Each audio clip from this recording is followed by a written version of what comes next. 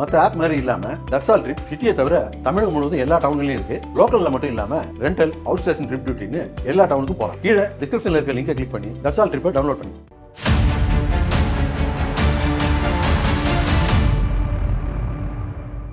தமிழ் ஜனம் குடும்பத்தினருக்கு வணக்கம். மற்றொரு ஜனம் 360 நிகழ்ச்சிக்கு உங்களை அன்புடன் வரவேற்கிறேன். இன்றும் நம்மோடு தமிழ் ஜனம்ல இருந்து அபினவ் மற்றும் குஹன் 2 பேர் இணைஞ்சிருக்காங்க. 2 பேரையும் நிகழ்ச்சிக்கு வரவேற்போம். வணக்கம். வணக்கம். எப்படி இருக்கீங்க? நல்லா இருக்கும் ஸ்டுடியோல. ஆமா, ரொம்ப அதான் எனக்கு ஆச்சரியமா இருக்கு. திடீர்னு என்ன ஸ்டுடியோ பக்கம்? இல்ல, நாங்களும் இன்னும் ஊட்டி இந்த ஏலகிரி மற்ற மலைகள்லாம் இருக்கு, போலாம் தான் நினைச்சோம். ஆனா என் வயிற்றுச்சல் வந்துட்டீங்களா? இல்ல, நம்ம இது ஸ்ரீபெரும்புத்தூர் பக்கத்துல விவேகானந்தா வித்யாலயா அந்த ஸ்கூலோட ஆனுவல் டேவுக்கு நம்ம 360 குழுவை இன்வைட் பண்ணியிருந்தாங்க. அதுல ஆனந்த் அண்ணன் போயிட்டு சிறப்புரையெல்லாம் ஆற்றி பட்டமளிப்புலாம் கொடுத்துட்டு வந்திருக்காரு. Very good. ஸோ தமிழ் ஜனத்திற்கு ஒரு ரெக்கக்னிஷன் மாணவர்கள் மத்தியிலையும் கிடைச்சிருக்கு அப்படின்றத நான் புரிஞ்சுக்கிறேன். என்ன பேசணுங்கிறத இந்த வீடியோ கடைசியில் நம்ம நேர்களுக்கு காட்டலாம். நான் வந்து ஆனுவல் டே அப்படின்னோடனே ஸ்டூடெண்ட்ஸுக்காக ப்ரிப்பேர் பண்ணிட்டு போயிருந்தேன்.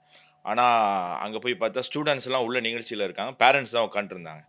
ஏற்கனவே கல்யாணம் பண்ணி குழந்தை குட்டி பெற்றுருந்தா நமக்கு வந்து ஆனுவல் டேலாம் எப்படி இருந்திருக்கும் அப்படின்னு தெரியும். அந்த அனுபவம் நமக்கு இல்லாமல் ஒரு குழப்பமான சூழ்நிலையில் போயிருந்தேன். அதே மாதிரி நிகழ்ச்சி பார்த்தா கிட்டத்தட்ட அந்த பள்ளிக்கூடத்தில் 3000 பேர் படிக்கிற பள்ளிக்கூடம் அது. எல்லாருக்குமே பரிசு இருந்தது. எல்லாரையுமே மோட்டிவேட் பண்ணணும் அப்படிங்கிற மாதிரி அவங்க அத்தனை பேருக்கு பரிசு கொடுக்கணும் அப்படிங்கிறதுனால நானும் ரொம்ப சுருக்கமாக பேசிட்டு வந்துட்டேன். ஸோ அந்த பேச்சு நம்ம கடைசியில் போட்டுக்கலாம். அருமையான ஒரு பள்ளிக்கூடம்.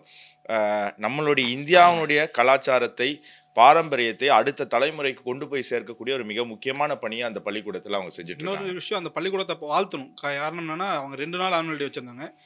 பொதுவாக நமக்கு ஆனுவல் டேனா தெரியும், இந்த இன்ஸ்டாகிராமில் இந்த ரீல்ஸ் பண்ணுறவங்க, செலிபிரிட்டிஸ் இப்படி தான் கூப்பிடுவாங்க.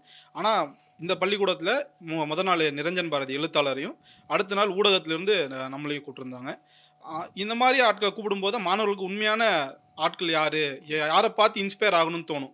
இன்ஸ்டாகிராம் இன்ஃப்ளூயன்சரை பார்க்கும்போது நம்மளும் ரீல்ஸ் பண்ணால் இந்த இடத்துக்கு போயிடலாங்கிறத தாண்டி நல்ல எழுத்தாளர்கள், நல்ல ஊடகவியலாளர்லாம் பார்க்கும்போது அவங்களுக்கு என்னன்னா, இன்ஸ்டாகிராம், டிக்டாக் போன்ற ஆப்பை உருவாக்குங்க, அந்த ஆப்புக்குள்ளே போய் டான்ஸ் ஆடாதீங்க அப்படிங்கிறத அவங்க மறைமுகமாக சொல்லியிருக்காங்க.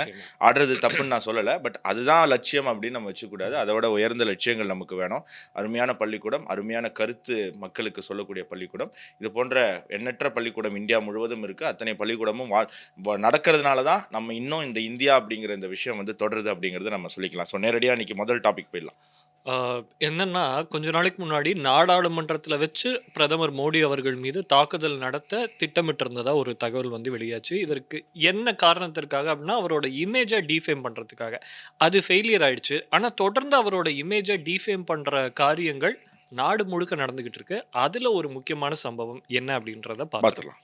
ஸோ பிரதமர் மோடியை இழிவுபடுத்தும் ஏஐ வீடியோ, தரம் தாழ்ந்த அரசியலில் ஈடுபடும் காங்கிரஸ். அதாவது டெல்லி பக்கத்தில் பொதுமக்கள் பார்க்குற மாதிரி ஒரு பெரிய ஸ்க்ரீன் வச்சு அந்த ஸ்க்ரீனில் ஒரு ஏஐ வீடியோ ப்ளே பண்ணுறாங்க. அநேகமாக இது வந்து எதை டிபெக்ட் பண்ணுதுன்னா, இந்த எப்ஸ்டீன் ஃபைல்ஸில் பிரதமர் மோடியை டான்ஸ் ஆட வைக்கணும்னு சொல்லி யாரோ ஒருத்தர் பேசுகிறாங்க. இப்போ அதுதான் இந்த வீடியோன்னு ஒரு பொய்யான கருத்தை திணிக்கும் வகையில் ஒரு ஏஐல ஒரு சித்தரிப்பு வீடியோ, அதில் நம்முடைய பிரதமரை தரம் தாழ்ந்த வகையில் இவங்க வந்து சித்தரிச்சிருக்காங்க. இதை வந்து காங்கிரஸ் அவர்களுடைய ஹேண்டில் ஷேர் பண்ணியிருக்காங்க. அப்போ இவங்க என்ன நரேட்டிவ் செட் பண்ண ட்ரை பண்ணுறாங்க? இது பார்த்தோன்னே உங்களுக்கு கோவம் வந்ததா? வந்துச்சு. எனக்கு சிரிப்பு தான் வந்தது. ஏன்னு நான் சொல்கிறேன். 2 விஷயம். இன்றைக்கி எனக்கு தெரிஞ்ச ஒருத்தர் வீட்டுக்கு போயிருந்தப்போ அங்கே அந்த பையன் அப்போ தான் டியூஷன் முடிச்சுட்டு வர்றாரு. சின்ன பையன், ஒரு 5வது 4வது 5வது படிக்கிற பையன். வந்துட்டு அவர்கிட்ட, அப்பா இந்த மாதிரி என்ன மோடி வந்து மனுஷக்கறியெல்லாம் சாப்பிட்றாரா அப்படின்னு பேசுகிறான். அவருக்கு ஒரே ஆச்சரியம். யார் அவனுக்கு சொன்னது இந்த மாதிரி தகவல்லாம் அப்படின்னு. இல்லை, டியூஷன் மிஸ்ஸு ஃபோனில் பேசிகிட்டு இருந்தாங்க அப்படின்னு. அந்த டியூஷன் மிஸ்ஸு ஒரு குறிப்பிட்ட மதத்தை சார்ந்தவங்க. அவங்க வந்து யாருக்கிட்டேயோ இந்த பொய்யை பரப்பியிருக்காங்க. உடனே அவர் ஃபோன் பண்ணி, நீ டியூஷன் டீச்சரா இல்லாட்டி வந்து மத கலவரத்தை தூண்டுறதுக்கு வேலை செஞ்சிட்ருக்கீங்களா? உங்களை நம்பி என் பையனை நான் அனுப்புனது படிப்பு சொல்லி தர்றதுக்கு. நீங்கள் மாணவர்கள் அங்கே உட்காந்துட்டு இருக்கும்போது உங்கள் வாட்ஸ்அப்பில் வந்த ஒரு நியூஸை பசங்க கேட்குற மாதிரி ஃபோனில் பேசுகிற ட்ராமாலாம் போட்டிங்கன்னா போலீஸில் பிடிச்சி கொடுத்துருவேன் அப்படின்னு சொல்லிட்டு இன்றைக்கே அந்த பையன் அந்த டியூஷன் போகிறத அவர் நிப்பாட்டிட்டார். இது ரொம்ப சீரியஸான ஒரு விஷயம், நீங்கள் புரிஞ்சுக்கணும். இப்போது இவங்க எல்இடி ஸ்க்ரீன் போட்டிருக்காங்க. எங்கே போட்டிருக்காங்கன்னு பாருங்கள். முஸ்லீம்ஸு அதிகமாக வாழக்கூடிய பகுதிகளில், டெல்லியிலையும் சரி, ஹைதராபாத்லேயும் சரி, இஸ்லாமியர்கள் அதிகமாக வாழக்கூடிய பகுதிகளில் காங்கிரஸ் இதை போடுது. இப்போ இதன் விளைவு என்ன அவங்க எதிர்பார்க்குறாங்கன்னு நினைக்கிறீங்க? மக்கள் எல்லாம் மோடியை வந்து போய் டான்ஸ் ஆடினாரு, மனுஷக்கறி சாப்பிட்டாருன்னா நம்பிடுவாங்கன்னு நினைக்கிறீங்களா? என்ன இந்தியர்களுக்கு அறிவு இல்லையா? சோறு தானே திங்கிறாங்க. உங்கள் கட்சியில் சில தொண்டர்கள் உங்களுக்கு அடிமை பணி செய்கிறவங்க இருக்கலாம். ஆனால் பொதுமக்களுக்கு அறிவு இருக்குது. அவங்க இன்னைக்கு கூகுளில் போய் போட்டு உண்மையா இல்லையா அப்படிங்கிறது நமக்கு தெரிய வருது. ஏன் இதை பண்ணுறாங்க அப்படின்னா, இப்போ உங்களுக்கு கோவம் வந்துச்சு நீங்கள் சொன்னீங்கல்ல, இப்போ இந்த கட்சியில் இல்லாத ஒரு ஜேர்னலிஸ்ட் நீங்கள், ஆனால் ஒரு பிரதமர் இப்படி இழிவுபடுத்துகிறாங்கன்னு உங்களுக்கு கோவம் வருதுன்னா, கட்சியில் இருக்கக்கூடிய மோடி ஆதரவாளர்களுக்கு, மோடி வெறியர்களுக்கு எப்படிப்பட்ட கோவம் வரும்? அப்போ அந்த கோவம் வரும்போது அவங்க என்ன பண்ணுவாங்க? இங்கே போய் இதெல்லாம் அடித்து உடைப்பாங்க. இப்போது அங்கே இருக்கக்கூடிய மக்களை தடுக்க வந்தால் என்ன பண்ணுவாங்க? அவங்களுக்கும் அடி விழும். ஏன்டா இந்த மாதிரி பொறுக்கித்தனம் பண்ணுறேன்னு அவங்களே அடிப்பாங்க. கரெக்டாக? இதை வீடியோ எடுத்துட்டு இந்தியாவில் பாஜக காரங்க இந்துக்கள் இந்தியாவில் இஸ்லாமியர்களை அடிக்கிறாங்க, இஸ்லாமியர்களை கொல்றாங்க. நம்ம பிரபல அரசியல் தலைவர் ஒருத்தர் ஐயோ கொல்றாங்களேன்னு ஒரு வீடியோ நம்ம பார்த்துருப்போம் தூக்கிட்டு போகும்போது. அதே மாதிரி கொல்றாங்க அப்படின்னு இவங்க கத்துறது, அதை வீடியோ எடுத்து போட்டு இந்துக்கள் வந்து இஸ்லாமியர்களை அட்டாக். இதுதான் காங்கிரஸோட நோக்கம். நீங்க புரிஞ்சுக்கணும். அந்த வீடியோ பத்தின உண்மையே மறந்து போயிடும். வீடியோ பிரச்சனை இல்லை அவங்களுக்கு, மோடி பிரச்சனை கிடையாது. நீங்க திருப்பி ஒரு விஷயம் புரிஞ்சுக்கிறீங்க. மோடி அவங்களுக்கு பிரச்சனையே கிடையாது. மோடி மேல அவங்களுக்கு எந்த கோபமும் கிடையாது. மோடியை வந்து அவங்க ஒரு காயினா பயன்படுத்துறாங்க. என்னென்னமோ முயற்சி பண்ணிட்டாங்க இந்தியாவில் கலவரத்தை பண்ண முடியுமான்னு. நம்ம திருப்பி 360ல சொல்ற விஷயம் இதுதான். 2026 இந்தியாவில் எப்படியாவது கலவரம் பண்ணணும் அப்படின்னு பல சக்திகள் முயற்சி பண்ணுது. அதில் ஒன்று காங்கிரஸ் எதிர்கட்சி. இந்தியாவை குட்டிச்சோராக்கணும், மத கலவரத்தில் நாடு மொத்தம் பத்தி எரியணும்.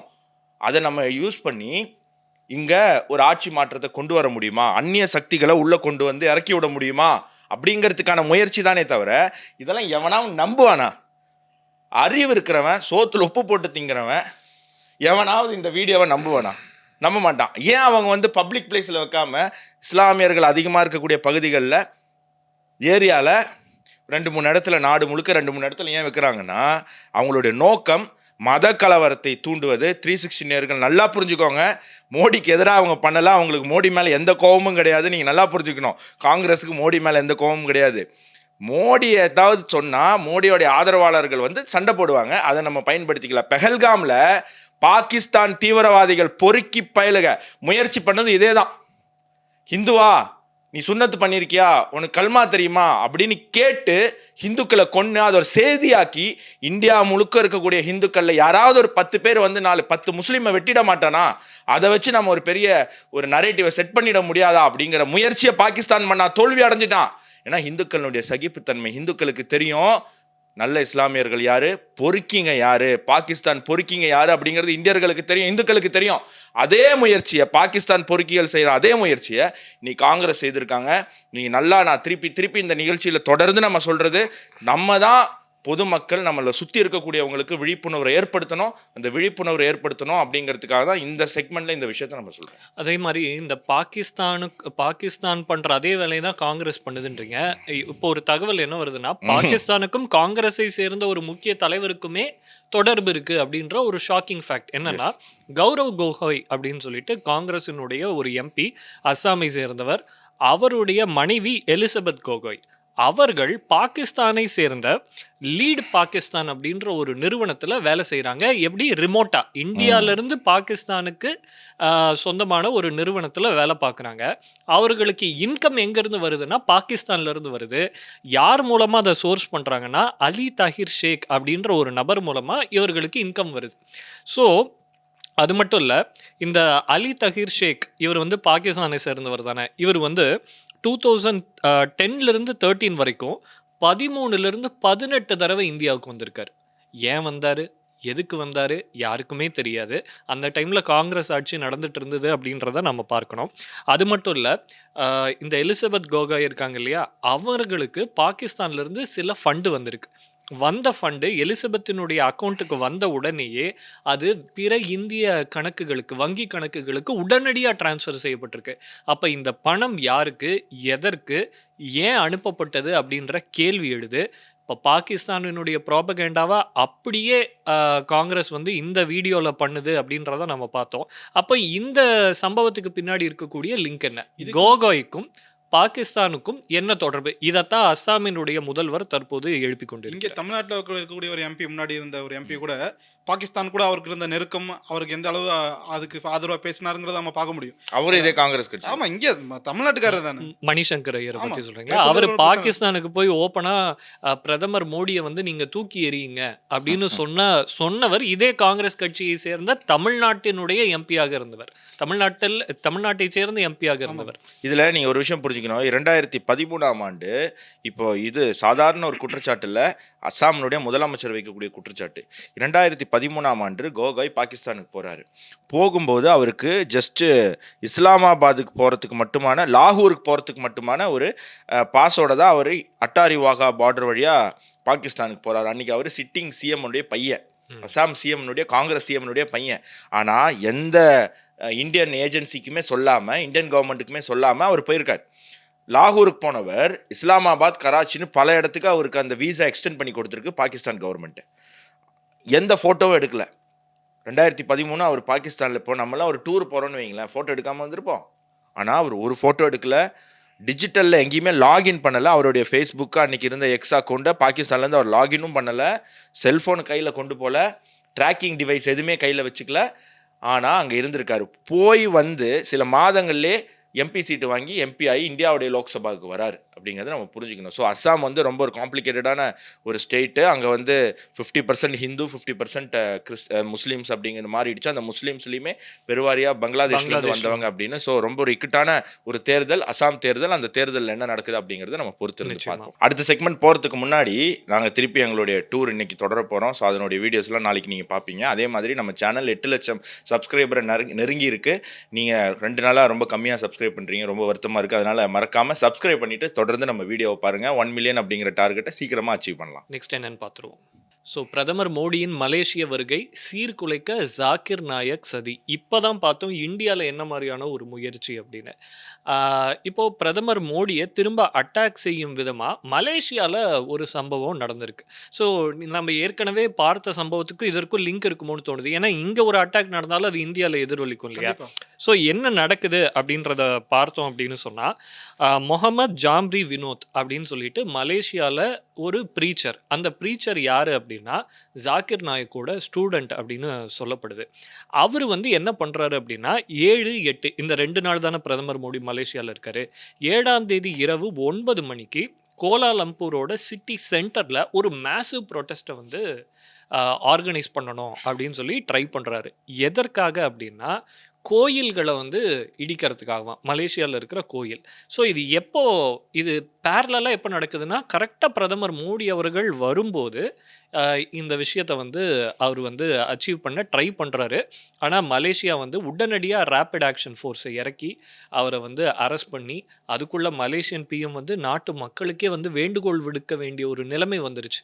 யாரும் வந்து அசம்பாவிதமான ஆர்ப்பாட்டம் செய்யக்கூடிய சம்பவங்களில் ஈடுபடாதீங்கன்னு சொல்லி அமைதியை நிலைநாட்ட வேண்டிய ஒரு சூழ்நிலை உருவாச்சு. நமக்கு தெரியும் மலேசியாவும் இஸ்லாமியர்கள் அதிகமாக வாழக்கூடிய ஒரு பகுதி.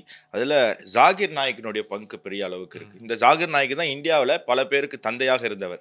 காங்கிரஸ் கட்சிக்கு பலவிதமான நிதியை கொடுத்திருக்கார். கட்சிக்கு நேரடியாக இல்லை, கட்சி இயக்கக்கூடிய இயக்கங்களுக்கு, அந்த ஒரு இயக்கத்தில் ராஜீவ்காந்தியினுடைய பேர் இருக்கிற ஒரு இயக்கத்துக்கே அவர் பல ஃபண்டு கொடுத்துருக்காரு அப்படிங்கிற தகவல்லாம் நமக்கு சமூக வலைதளத்தில் இருக்குது. நம்ம அதை பார்த்துட்டு இருக்கோம். ஸோ இவர் தான் வந்து பல பேருக்கு இந்தியாவில் டேடியாக இருந்தவர். இப்போ பிரதமர் மோடி இங்கே வந்த உடனே பயந்தாங்கோலி ஓடி மலேசியாவுக்கு போனார். இப்போ மலேசியாலே அவருக்கு என்ன சிக்கல்னா, மலேசியா அப்படிங்கிறது 2 தீவு. ஒரு தீவு வந்து சிங்கப்பூர் ஒட்டி இருக்கக்கூடிய ஒரு தீவு, அது இல்லாமல் இன்னொரு தீவு இருக்கு. 2 தீவாக தான் மலேசியா அப்படிங்கிற நாடு இருக்கு. அதில் ஒரு தீவுக்கு ஒரு ஆள் போகவே முடியாது. அங்கே இருக்கிற மக்கள் இஸ்லாமியர்கள் தான். ஆனால் நீ அங்கே வந்தேன்னு வையம்மவனை, உன்னை அவ்வளோதான் அப்படின்னு சொல்லி ஜாகிர் நாயக்க அங்கே இருக்கக்கூடிய மக்கள் வந்து நீ கால் வைக்கக்கூடாது அப்படின்னு மிரட்டி வச்சுருக்காங்க. ஸோ ஜாகிர் நாயக் மலேசியாவில் ஒரு சிறு பகுதிகளில் மட்டுமே அவர் வேலை செஞ்சுட்டு இருக்காரு. ஆனால் அந்த சிறு பகுதிகளில் இருக்கக்கூடிய அத்தனை பேரையுமே அவர் ரேடிக்கலைஸ் ஆக்கியிருக்காரு அப்படிங்கிறது பார்க்க முடியுது. ஸோ அதனால தான் மலேசியா அப்படிங்கிற நாடு வந்து நேற்று அந்த பிஎம் வந்து அந்த மாதிரி விஷயங்கள் செய்ய வேண்டியதாக இருக்குது. இது தெரிஞ்சிக்காம எப்படி காங்கிரஸ் வந்து பிஎம் மோடியோடைய வீடியோ ஒன்று போட்டாங்க, அதே மாதிரி ஒருத்தர் போட்டிருக்காரு. காங்கிரஸ் கட்சி தான் அதோடைய அஃபிஷியல் ஹேண்டில் தான். மோடி ஜாலியான ஆளுப்பா, அவனா வெளிநாட்டுக்கு போயிடுறாரு, போயிட்டு எப்பயாவது இந்தியா பக்கம் வராரு. இந்த பொய் புளுத்து போன பொய்ய எத்தனை நாள் இவங்க சொல்லுவாங்க அப்படின்னு புரியல எனக்கு. இங்கிலாண்டோட யுனைடெட் கிங்டமோட ஃப்ரீ ட்ரேட் அக்ரிமெண்ட், யூரோப்பினோட ஃப்ரீ ட்ரேட் அக்ரிமெண்ட், கல்ஃப் நாடுகளோட இப்போ பெரிய அக்ரிமெண்ட் போட்டிருக்கோம், அமெரிக்காவோட ட்ரேட் அக்ரிமெண்ட் ஃபைனல் ஆயிடுச்சு, இப்போ மலேசியாவோட ட்ரேட் அக்ரிமெண்ட் போட்டிருக்கோம். இவர் என்ன மோடி வந்து ஏதோ ஊர் சுத்த போற மாதிரியே இன்னும் மக்களை ஏமாத்தி. அதுவும் இந்த தலைவர்கள் போய் அவங்களை அப்படி பழக்கிட்டாங்க. பொதுவாகவே அவங்க தலைவர்கள் போகும்போது தன்னோட குடும்பத்தையும் நண்பர்களையும் கூட இருக்க அதிகாரிகளோட குடும்பத்தையும் கூட்டிட்டு போய் அப்படியே சுற்றுலா காமிச்சிட்டு போட்டோலாம் எடுத்துட்டு திரும்ப வந்துரும். ஹனிமூனுக்கு விக்ராந்த ஐஎன்எஸ் விக்ராந்த பயன்படுத்தின வரலாறு நம்ம நாட்டுல ஒரு ராஜா குடும்ப ஆட்சிக்கு இருந்தது இல்ல. அதாவது அதனாலயே இப்ப இவங்களையும் வந்து அதே கண்ணோட்டத்திலேயே பாக்குறாங்க. அது இன்னுமே திருடனுக்கு எல்லாமே திருடுவாங்க போல இருக்கு, எல்லாருமே திருடுவாங்க போல இருக்குங்கிற ஒரு மைண்ட் செட். நிச்சயமா. இப்போ பிரதமர் அவர் வந்து பணி செய்வதற்காக தான் வெளிநாடு போறாருன்னு இந்திய ஊடகங்கள் பாராட்டினா கூட அது வந்து ஒரு பயாஸ்டா இருக்கலாம் அப்படின்னு நம்ம சொல்லலாம். ஆனா யூரேஷியன் டைம்ஸ், யூரோப்பியன் யூனியனினுடைய அல்லது யூரோப்பை சேர்ந்த ஒரு மிக முக்கியமான பத்திரிகை அது பாராட்டி இருக்கு. என்ன முக்கியமான அம்சம் சொல்லுதுன்னா, பிரதமர் மோடி கிட்ட இருந்து நீங்க கத்துக்கணும் இந்தியாவை அவர் எந்த லெவலுக்கு கொண்டு வந்திருக்காரு. Europe always dependent on US. US இல்லைன்னா யூரோப் வந்து இல்லை அப்படின்ற ஒரு சூழ்நிலை வந்துருச்சு. ஆனால் India make in India and நீங்கள் வந்து யாரோடவும் டிபெண்ட்டாக இருக்கக்கூடாது அப்படின்ற ஒரு சூழ்நிலையை உருவாக்கியிருக்கு. அப்படிப்பட்ட இந்தியாவோட இப்போ யூரோப்பியன் யூனியன் இணைந்திருப்பது அப்படின்றது யூஎஸ்னுடைய ஹேஜிமோனிலிருந்து யூரோப்பை காப்பாற்றும் அப்படின்ற ரீதியில் அவங்க ஒரு ஆர்டிக்கிளே போட்டிருக்காங்க. அப்போ எந்த அளவுக்கு இந்த ஒரு பயணம் அப்படின்றது வரலாற்று முக்கியத்துவம்ன்றது தெரிஞ்சுக்கணும். ரெண்டாவது, இந்த நபர் சொன்னல முகமது ஜாம்ரி வினோத், இவர் வந்து கோலாலம்பூரில் ப்ரொட்டஸ்ட் பண்ணுறாரு. எதுக்கு? கோவில்களை இடிக்கணும் அப்படின்னு. அந்த கோவில்கள்லாம் கட்டினது யாரு? தமிழர்கள் தான். தமிழ்நாட்டிலிருந்து போய் அங்க இருக்கக்கூடிய தமிழ் இந்துக்கள் எதிர்ப்பு முதல்ல யார் தெரிவிச்சிருக்கணும்? திராவிட மாடல் அரசு தான் தெரிவிச்சிருக்கு. திராவிட மாடல் ஏன்னா அவங்க தெரிவிக்க மாட்டாங்க. நீ என்னடா இடிக்கிறது, நாங்களே அதான் பண்ணிட்டு இருக்கோம், சொல்லாம சரி நீ என்ன சொல்லிட்டு செய்யற, டெக்னிக்கா ஃபாலோ பண்ணு தம்பி அப்படிங்கிற மாதிரி அமைதியா இருந்துருவாப்ல. திரு சீமான் அவர்கள் சொல்லும்போது என்ன சொல்றாரு அப்படின்னா, மைனாரிட்டின்னு நீங்க ஏமாத்துறீங்க அப்படின்னு சொல்றாரு. அது அந்த பேச்சு, அந்த அவருடைய பேச்சை கருத்தை ஏற்பதும் ஏற்காதும் அவர் தனிப்பட்ட விஷயம். ஆனால் கோலாலம்பூரில் தமிழர்களினுடைய இந்த கலாச்சாரத்துக்கு தானே இது ஆபத்து. அதற்கு எதிராக குரல் கொடுக்கலாமே. இலங்கையில் குரல் கொடுக்க முடியும் அப்படின்னா மலேசியாவில் இருக்கக்கூடிய தமிழர்களுக்கு எதிராக ஒரு பிரச்சனை வரும்போது குரல் கொடுக்கலாமே. இங்கே தான் இந்த பயாஸ்ட் வருது. இல்லை, இலங்கையில் கூட 2 விதமான தமிழர்கள் இருக்காங்க. இலங்கையை பூர்வீகமாக கொண்ட தமிழர்களும் இங்கிருந்து போன தமிழர்களும். மலேசியாவில் பெருவாரியா இருந்து இங்கிருந்து போன தமிழர்கள். நம்மளுடைய நகரத்தா செட்டியார்களும் நம்மளுடைய தேவர்களும் வன்னியர்களும் இங்கிருந்து போன மக்கள் தான், முதலியார்களும் தான் அங்கே போய் தமிழர்களை வந்து அங்கே கோவில் கட்டினது. ஸோ தமிழ்நாட்டுக்கு அதுக்கும் மிகப்பெரிய தொடர்பு இருக்கு. ஸோ இதை பற்றி வாயே திறக்க மாட்டாங்க அப்படின் போது இவங்களுடைய அரசியல் காழ்ப்புணர்ச்சி நமக்கு புரியுது. தமிழ் கலாச்சாரத்திற்கு ஆதரவாக நிற்கக்கூடிய ஒரே கட்சி, ஒரே பிரதமர் மோடி அவர்கள் தான், பாஜக தான் அப்படின்றது தெரிய வருது. பட் ஆனால் இதை வந்து ஏன் வந்து இந்த ரியலைசேஷன் மக்கள் மனசில் போய் வந்து கான்கிரீட்டாக உட்கார மாட்டேங்குதுன்னு தெரியல. அதுக்கான காரணம் அடுத்த ஸ்லைடில் நம்ம பார்க்க போகிறோம். ஸோ ஒட்டுமொத்தமாக நம்ம பார்த்தோம்னா ஜாகிர் நாயக், காங்கிரஸ், திமுக, பாகிஸ்தான் தீவிரவாதிகள் எல்லாருமே ஒரே கோட்டில் இருக்காங்க. எதிர்கோட்டில் இருக்கிறது தமிழர்களும் இந்துக்களும் நரேந்திர மோடியும் அப்படிங்கிறது இதுல இருந்து நமக்கு புரிய வருது. இன்னொரு விஷயம் கூட, பிரதமர் எங்க போனாலும் வெளிநாடு வாழ் இந்தியர்கள் கூட ஒரு சந்திப்பு இருக்கும். அப்படி நேத்தி அங்க தமிழர்களோட அதிகமானவர்கள் தமிழர்களா இருக்கிறதுனால அங்க போய் தமிழுக்கு எந்த அளவுக்கு பெருமைப்படுத்திருக்காருங்கிறது ரொம்ப முக்கியமான விஷயம். இல்ல, தேவாரம் பாடும்போது மெய் சிலிர்த்து போய் கேட்கிறாரு. ஓம் நமச்சிவாயன் முடிக்கும் போது அவரால் அதுக்கு மேல கண்ட்ரோலே பண்ண முடியல. அப்படிப்பட்ட அதாவது இப்போ சமஸ்கிருதத்துல ஸ்லோகம் சொன்னா நமக்கு புரியாது, ஆனா அதனுடைய தன்மையை நம்ம உணர்றோம்ல, அதே மாதிரியான ஒரு தன்மை தான் தேவாரத்திற்கும் இருக்கு. அதை வந்து அந்த பக்தி இருப்பவர்களால தான் மொழி வேற்றுமையை தாண்டி இதை புரிஞ்சுக்க முடியும். அதுதான் பாரத கலாச்சாரம். அவர் எப்போதும் எங்கே போனாலும் தமிழை உயர்த்தி தான் பேசுவார். அது அங்கே தமிழர்கள் அதிகமாக இருக்கும்போது சொல்லவே வேணும். அது தமிழோடைய உயர்வு அது உலகத்துக்கு எந்த அளவுக்கு கொடுத்துருக்கு, அது எல்லாத்தையுமே ரொம்ப அழகாக பேசியிருக்காரு. அதை தாண்டி எம்ஜிஆரை பற்றி பேசியிருக்காரு. அந்த நாட்டில் அந்த பிரதமர் எம்ஜிஆர் எவ்வளோ விரும்புகிறாருங்கிறத பற்றி பேசியிருக்காரு. பல விஷயங்கள் பேசிட்டு இன்னைக்கு கூட அதை பேசிட்டு இருப்பார். நிச்சயமா. அடுத்த டாபிக், அடுத்தது என்ன அப்படின்றத பார்த்துருவோம். இது வரைக்கும் இந்தியாவுக்கு இருந்த பயங்கரவாத தாக்குதல் பற்றி பார்த்துட்டு இருந்தோம். இப்போது கலாச்சார ரீதியிலான ஒரு பிரச்சனை, அதாவது கொரியன் கலாச்சாரத்தால் ஏற்பட்ட விளைவு, உயிரை மாய்த்து கொண்ட சிறுமிகள். என்ன நடந்திருக்கு அப்படின்னா, நாம கொஞ்ச நாளாவே பார்த்துருப்போம். எங்க திரும்பினாலும் K drama, K series, K pop. எனக்கு அது என்னன்னு தெரியல. நான் பார்க்கறது. கொரியன்ல இப்படிதான் ஹாட் ஹாட் ஓ சரி. இந்த டிராமால அந்த விஷயங்கள்லாம் சொல்லிட்டு இருக்காங்க. அபினவுக்கு தெரியும். ஆனா இல்ல நான் அவரும் பாப்பாரு தான். இல்ல, எனக்கு கொரியன் பிடிக்காது சரி சரி பேசிக்கா. சரி சரி ஸோ என்ன, அது நான் அப்பாவி புரிஞ்சுக்கோங்க. ஸோ என்ன ஆயிருக்கு அப்படின்னா, காசியாபாத்தில் ஒரு 3 சிறுமிகள் திடீர்னு சூசைட் பண்ணிட்டாங்க. அப்புறம் என்ன நடந்தது அப்படின்னு விசாரிச்சு பார்த்தா, அவங்க வந்து 2020 இந்த ஃபினான்ஷியல் பிரச்சனையால் அவங்களால ஸ்கூல் அட்டன் பண்ண முடியல. இந்த 2020ன்றது முக்கியமான ஆண்டு. ஏன்னா அப்போ தான் கொரோனா வருது. எல்லாருமே வீட்டில் ஹெல்டப் ஆயிருக்காங்க. அந்த சமயத்தில் தான் இந்தியா ஃபுல்லாக இந்த கொரியன் ட்ராமா அப்படின்றது ஃபேமஸ் ஆகுது. இவங்களும் அதுக்கு அடிக்ட் ஆயிட்டாங்க. ஒரு கட்டத்தில் இவங்க எந்த அளவுக்கு அப்சஸ் ஆயிட்டாங்க அப்படின்னா, கொரியன் கல்ச்சர் தான் உயர்ந்த கல்ச்சர், கொரியன் பசங்க தான் ஸ்மார்ட் அப்படின்ற அந்த மென்டாலிட்டிக்கு போய் அவங்க வீட்டில் வந்து ஃபோர்ஸ் பண்ண ஆரம்பிச்சிட்டாங்க. நான் கொரியாவுக்கு தான் போவேன். கொரியா இல்லைனாலும் அட்லீஸ்ட் ஒரு சைனா அல்லது தாய்லாண்டுக்காவது நான் போவேன். ஏன்னா அந்த மங்கலாய்டு ஃபேஸ் இருக்கக்கூடிய அந்த கல்ச்சர் தான் நான் விரும்புவேன் அப்படின்னு சொல்லி. அப்போ பெற்றோர்களுக்கு இப்பதான் புரியுது இது something wrong with their mentality அப்படின்றது புரிஞ்சு அவங்கள வந்து ரெஸ்ட்ரிக்ட் பண்ண ட்ரை பண்றாங்க சோஷியல் மீடியால இருந்து. கொரியன் பசங்க தான் வேணும். ஆமா, கொரியன் பசங்களுக்கும் எனக்கும் ஒரு ஒத்துமை இருக்கு தெரியுமா? 2 பேரும் கண்ணு சின்னது. எனக்கும் கண்ணு சின்னது, கொரியன் பசங்களுக்கும் கண்ணு சின்னது அப்படிங்கிறது தான். ஸோ இதில் வந்து நம்ம பார்க்க வேண்டிய விஷயம் என்னன்னா, முதல்ல எனக்கு அரவிந்த் சாமி மாதிரி மாப்பிள்ளை வேணும், அப்படி அஜித் குமார் ஆச்சு, பிரசாந்த் அஜித் குமார் ஆச்சு, அப்படி ஒவ்வொரு காலத்தில் ஒவ்வொன்று நமக்கு வந்துக்கிட்டே இருந்து இப்போ இந்த மாதிரி கொரியன் அந்த இவர் சொல்கிற மாதிரி மங்களாய் ஃபேஸஸ் அப்படிங்கிறது ஒரிஜினல் ஃபேஸ் எப்படி இருக்கும் அப்படின்னா, ஜி ஜின்பிங்கை பார்த்துருக்கீங்களா? ஜி ஜின்பிங் எப்படி இருப்பாரோ அப்படிதான் அது. அதான் அவங்களுடைய ஃபேஸ் கட்டு. ஓகே, இப்போ என்ன மாதிரி இருக்குன்னு வச்சுக்கோங்களேன், நல்லா இப்படி ரவுண்டா இல்லை ஸ்கொயரா எப்படி வேணா வச்சுக்கோங்க. உங்களுக்கு கொரியன்னா பிடிக்குமா? இல்ல இப்படிதான் அவங்க முகர கட்டி இதெல்லாம் ஆப்ரேஷன் பண்ணது. இன்னைக்கு கொரியால ஆப்ரேஷனும் பிளாஸ்டிக் சர்ஜரியும் ரொம்ப இயல்பாயிடுச்சு. ஒரு வயசுக்கு வந்த உடனே அவங்க என்ன பண்ணி, நிறைய வீடியோஸ் இருக்கு, நீங்க போய் பார்க்கலாம். இங்க எப்படி விக் வைக்கிறாங்களோ மண்டையில, சில பேர் விக் வச்சுட்டுலாம் வராங்க, நம்ம பார்ப்போம், நம்மளை சுத்தியே இருக்கலாம். ஸோ அந்த மாதிரி அங்க எப்படி அப்படின்னு சொன்னா ஆப்ரேஷன் பண்ணிட்டு வந்துடுவாங்க. இந்த ஃபேஸ் கட்டை வந்து சுருக்கி இங்கெல்லாம் இதெல்லாம் இது பண்ணிட்டு, இப்போ நானுமே அந்த மாதிரி பண்ணிட்டு வந்து பிளாஸ்டிக் சர்ஜரி பண்ண பாருங்க, ஸ்கின் எல்லாம் டேன் ஆயிருக்கு. 2-3 வெயில்ல சுத்தி இருந்ததே கொஞ்சம் கலர் தான், அதுவும் போய் இன்னைக்கு நம்ம டேன் ஆகி போய் நிற்கிறோம். பட் அவங்க என்ன பண்ணிடுவாங்க, டக்குன்னு இதே நான் கொரியாலையா இருந்திருந்தா டக்குன்னு போயிட்டு இன்னொரு பிளாஸ்டிக் சர்ஜரி பண்ணிட்டு வந்துடுவேன். ஸோ இது எல்லாமே போலி. நம்ம அந்த பெண்கள் இது நம்ம புரிஞ்சுக்கணும். நான் எல்லா பெண்களும் அப்படி இருக்காங்கன்னு சொல்லலை, பட் இளைஞர்கள் சில பேருக்கு அந்த மாதிரி ஆசை இருக்கக்கூடியவங்களுக்கு நான் ஒரு விஷயம் என்ன சொல்கிறேன்னா, இது எல்லாமே வந்து ஆப்ரேட் பண்ணி பிளாஸ்டிக் சர்ஜரி பண்ணது எல்லாமே போலி. இது கொரியன் ஃபேஸ் கட்டே கிடையாது. நீங்கள் ஒரு 20 வருஷம் முன்னாடி போய் கொரியன் படங்கள்லாம் பாருங்க, நல்லா எப்படி இருக்கும், முகரம் எப்படி இருக்கும். அந்த தசாவதாரத்துல கமல் அந்த ஜப்பான் கெட்டப் போட்டு வருவார்ல, அந்த மாதிரி அதுதான் நார்மல். அதுல தப்பு இல்ல, தவறு இல்ல, நான் தவறுன்னு சொல்ல.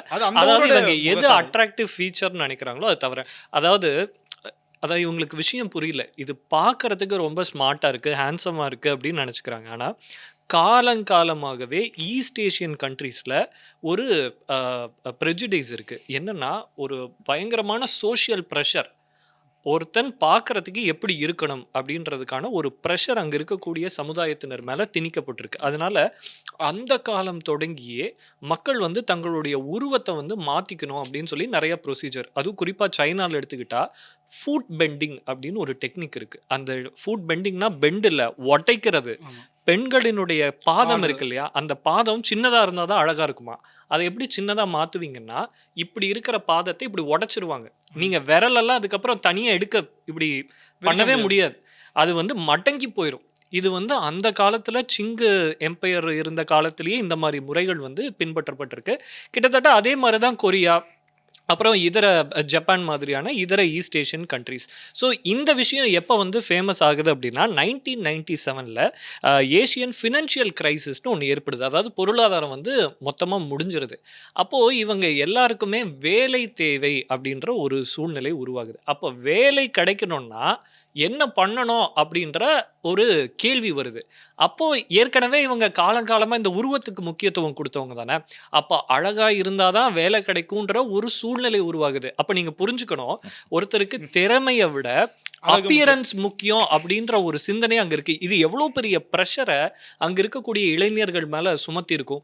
எல்லாருமே பிளாஸ்டிக் சர்ஜரி பண்ணி பண்ணி பண்ணி பண்ணி தங்களோட உருவத்தை தொடர்ந்து மாத்திக்கிட்டே இருக்க வேண்டிய ஒரு சூழ்நிலை. நீங்க இயல்பா இருந்தீங்கன்னா உங்களை அங்க ரேசிசம் ரீதியில தாக்கக்கூடிய, அதாவது என்ன சொல்றது, கீழே பார்க்கக்கூடிய ஒரு தன்மை அங்கே உருவாகுது. இது வந்து ரொம்பவுமே ஆபத்தான ஒரு கலாச்சாரம்.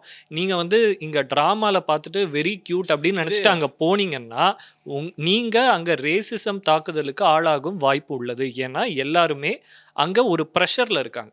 ஸோ அந்த ப்ரெஷரை வந்து நாம வீடியோ பார்க்கும்போது நமக்கு தெரியாது. அவர்களுக்கே அது வந்து ஆரோக்கியமான ஒரு விஷயம். இங்கே தமிழ்நாட்டிலுமே இது பெரிய தாக்கம் தான். ஏன்னா நம்ம பார்த்தோம் தனியார் தொலைக்காட்சியில் இளைஞர்கள் எல்லாம் கூப்பிட்டு வச்சு இதில் பார்க்கும்போது அவங்க கொரியாலாம் கற்றுட்டு இருக்கேங்கிறாங்க. இங்கே ஹிந்தி கற்றுக்க சொன்னால் தமிழ் கற்றுக்கிறதே கஷ்டங்கிறாங்க. ஹிந்தி ஏன் போறீங்க? அதே மாதிரி இங்கே 2 விஷயம் இருக்குது. எப்படி பிள்ளைங்க கல்ச்சர் வந்து இந்த சமுதாயத்துக்கு ரொம்ப டேஞ்சரோ, அதே மாதிரி கொரியன் கல்ச்சரும் டேஞ்சர் தான். ஏன்னா இது வந்து சைனட் மாதிரி தெரியாது வெளியில், ரொம்ப மைன்யூட்டாக. அதாவதுங்க, எந்த ஒரு விஷயத்தையுமே நம்ம பார்த்து அதை வந்து அப்ரிஷியேட் பண்ணுறது வேற. ஆனால் அதோட அதை நிறுத்திக்கணும். நம்ம அதுக்கு அப்சஸ் ஆயிட்டோம் அப்படின்னு சொன்னால் பின்னாடி இருக்கக்கூடிய நெகட்டிவ்ஸ் வந்து நமக்கு தெரியாம அப்சஸ் ஆகக்கூடாது. அப்படி அப்சஸ் ஆனா கூட அது உண்மையா பொய்யாங்கிற ஒரு சின்ன ஆராய்ச்சி. கொஞ்ச நாளைக்கு முன்னாடி இப்படிதான் பெங்களூர் டெக்கியோட ஒய்ஃப் அவங்க வந்து இந்த பாப்புக்கு வந்து இதாகி என் ஹஸ்பண்ட் கொரியன் மாதிரி இல்லைன்னு சொல்லி டார்ச்சர் பண்ண ஆரம்பிச்சிட்டாங்களா. ஹஸ்பண்ட் பாவம் சூசைட் பண்ணிக்கிட்டாரு. ஸோ இது நிறைய இந்த மாதிரி நடந்துகிட்டு இருக்கு. அவங்களுக்குலாம் நான் சொல்ற ஒரு விஷயம், கேட்குற ஒரு விஷயம் ஒன்று தான். கொரியன் மாதிரி மாப்பிள்ளை வேணும் இல்லை பொண்ணு வேணும்னு ஆசைப்படுறீங்கன்னா நீங்க அட்லீஸ்ட் இந்தோனேஷியாக்கார மாதிரியாவது இருக்கணும். நீங்க வந்து அப்படி இல்லாம நீங்க அதுக்கு ஆசைப்படுறது எந்த அளவுக்கு நியாயம் அப்படின்னு தெரியல. இன்னும் ஒரே நம்ம வந்து நம்ம அப்பா அம்மா மாதிரி இருக்கணும், நம்ம தாத்தா பாட்டி மாதிரி இருக்கணும், நம்ம மாமா மாதிரி இருக்கணும் அப்படின்னு நம்ம ஆசைப்படுறது தான் நியாயம், அதுதான் கரெக்டு. அதை தாண்டி நான் கொரியாக்காரன் மாதிரி இருக்கணும் அப்படின்னா பிறப்புலேயே அது தவறாக உங்களை வந்து சொல்லக்கூடிய ஒரு கட்டாயத்துக்கு எல்லாரும் வருவாங்க. நம்மளை அசிங்கமாக திட்டுற மாதிரி அது. நான் வந்து என் குடும்பத்தில் இருக்கிறவங்க மாதிரி யாரும் வேண்டாம், நான் வேற யார் மாதிரியோ இருக்கணும் அப்படின்னு சொல்றது நம்மளை அவமானப்படுத்திக்கிற மாதிரி, நம்மளுடைய பிறப்பையே கேள்விக்குறி ஆக்குற மாதிரி அது. அந்த மாதிரி பண்ணக்கூடாது அப்படிங்கிறது தான் நம்மளுடைய ஒரு ரிக்வெஸ்ட்டாக இருக்குது. நம்ம அப்படி கிடையாது இல்லை. நிச்சயமா. ஒரே ஒரு விஷயத்தை மட்டும் நான் சொல்லிக்கணும்னு நினைக்கிறேன். இந்த ப்ரெஷர் அப்படின்றது கொரியன் பெண்களை தாண்டி கொரியன் ஆண்களையும் பாதிச்சிருச்சா? அவங்களும் வந்து இந்த பிளாஸ்டிக் சர்ஜரி எல்லாம் பண்ணி லிட்ரலாக நீங்கள் ஃபேஸ் மட்டும் பார்த்தீங்கன்னா இது ஆணா பெண்ணா அப்படின்னு இது பண்ண முடியாது. இப்போ பிரச்சனை என்ன ஆயிடுச்சுன்னா, இவங்கெல்லாம் வந்து பங்களாதேஷ் மாதிரியான பிற நாடுகளுக்கு போகும்போது ஆண்களை வந்து செக்ஷுவல் ஹராஸ்மெண்ட் பண்ணக்கூடிய ஒரு சம்பவம் வந்து அதிகரிச்சுக்கிட்டே வருது. அதனால கொரியாவை பார்த்து கொரியன் ஆண்கள் மாதிரி மாறணும்னு இங்க இருக்கக்கூடிய ஆண்கள் நினைச்சீங்கன்னா உங்களுக்கு அது ஆபத்தானது. சில பேர்ல மாறி இருக்காங்க அந்த மாதிரிலாம். ரொம்ப அது வந்து சரி கிடையாது. நம்ம தமிழர்கள் மாதிரி இருப்போம், நம்ம இந்தியர்கள் மாதிரி இருப்போம் அப்படிங்கிறது தான் நமக்கு என்றைக்குமே பெருமை. அதுதான் நமக்கும் கடைசி வரைக்கும் சோறு போடும் அப்படிங்கிறதையும் சொல்லிக்கிறேன். இன்றைக்கி நிறையா விஷயங்கள் நம்ம விவாதிச்சிட்டோம். இப்போ கடைசியாக பேசின ப்ராப்ளம் இருக்குல்ல, இந்த ப்ராப்ளம் தான் இந்தியாவில் நடக்கக்கூடிய மற்ற அத்தனை ப்ராப்ளம்க்கு காரணம். ஏன்னா ஏதோ பிரச்சனை போயிட்டு இருக்கு, இந்தியாவே துண்டாடுறதுக்கு இங்கே பெரிய முயற்சி பண்ணிட்டு இருக்கு.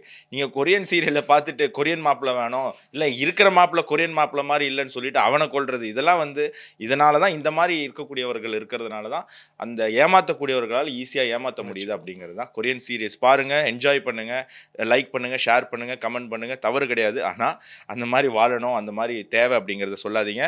தமிழ் ஜனம் சேனலை சப்ஸ்கிரைப் பண்ணுங்கள். தமிழ் ஜனம் 360 இருக்கிற எங்களை மாதிரி இருக்கிறன்னு ஆசைப்படுங்க.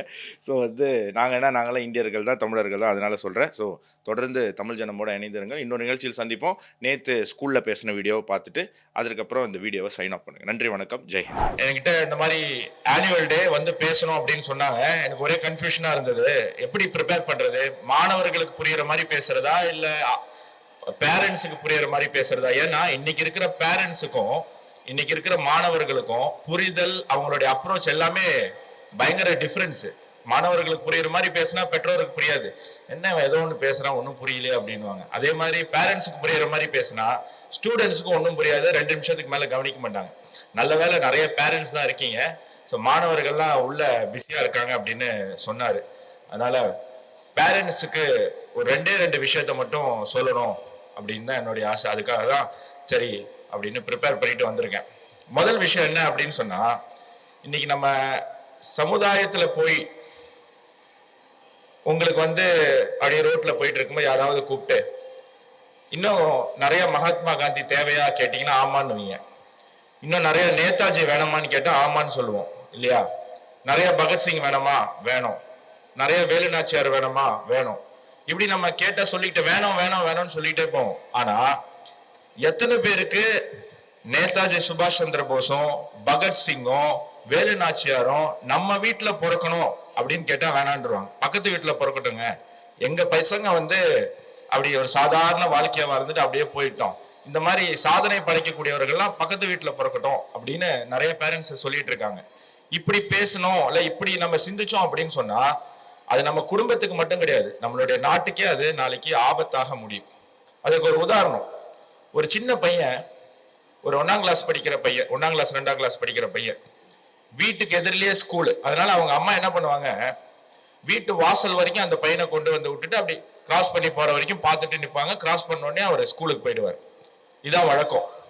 அதே மாதிரி ஒரு நாள் ஸ்கூல்ல வீட்டு வாசல்ல வந்து அந்த குழந்தைய அப்படி இறக்கி விடுறாங்க. அவங்க அந்த குழந்தை அப்படியே ரோட கிராஸ் பண்ணி அப்படி எதிர்பக்கம் போன உடனே இந்த அம்மாவுக்கு உள்ள விசில் சத்தம் கேட்டுருச்சுன்னு குடுகுடுன்னு ஓடிட்டாங்க.